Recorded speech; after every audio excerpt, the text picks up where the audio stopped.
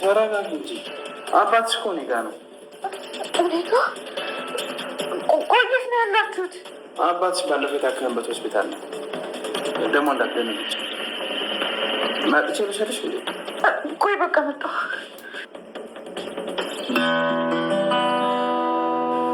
እባክህን ሐኪሞቹን አናግራቸውና እንደ ገብችልኝ። ምንም አልሆንም አልኩሽ እኮ። ሐኪሞቹ ደግሞ ሲፈብሩት ገቢና ታያለሽ።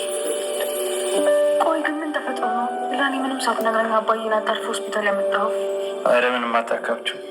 የሆነ ገንዘብ እኮ እጄ ላይ ሲገባ ሳላጠፋፋው ላሳክማቸው ይዣቸው የመጣሁት።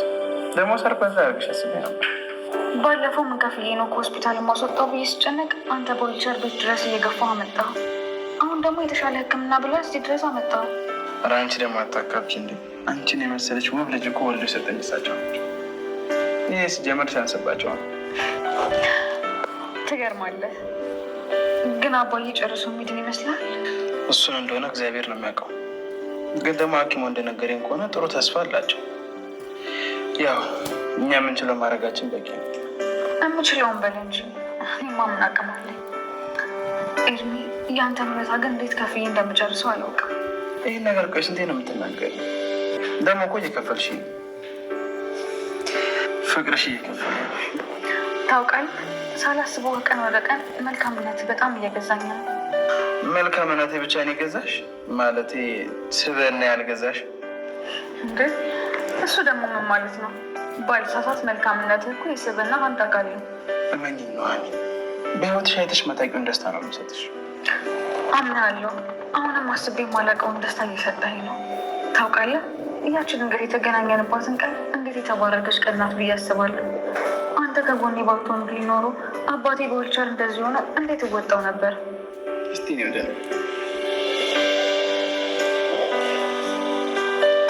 እንግዲህ ሽማግሌ ልታስበ ግን ምን ያደርጋል፣ አባትሽ ቀድሞኝ ሆስፒታል ገቡ። ደግሞ እሳቸው እስኪወጡ መታገዝ ምችል አይመስለኝም።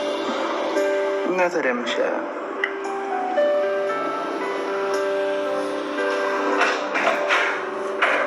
ቤተሰቦች መግባት ትችላላችሁ። እሺ፣ አመሰግናለሁ።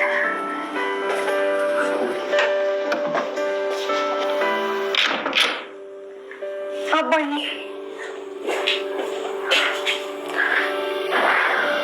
አባዬ፣ ቤት ውስጥ ሳጣህ እኮ አስደነገጥከኝ። አሁን እንዴት ነህ አባ? አሁን ደህና ነኝ ልጄ።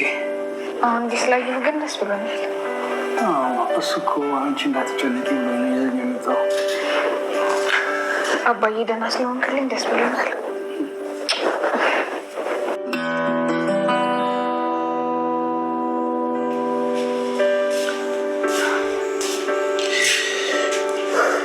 በቃ አንቺ ግቢና እረፍት አድርጊ።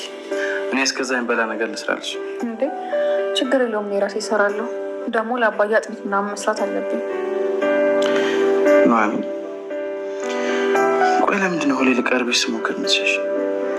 እባክህን ኤርሚ፣ እኔ ከዚህ በኋላ ያንተን ፍቅር የመግፋት አቅሙ የለኝም። ግን ደግሞ አሁን ጊዜው አይደለም።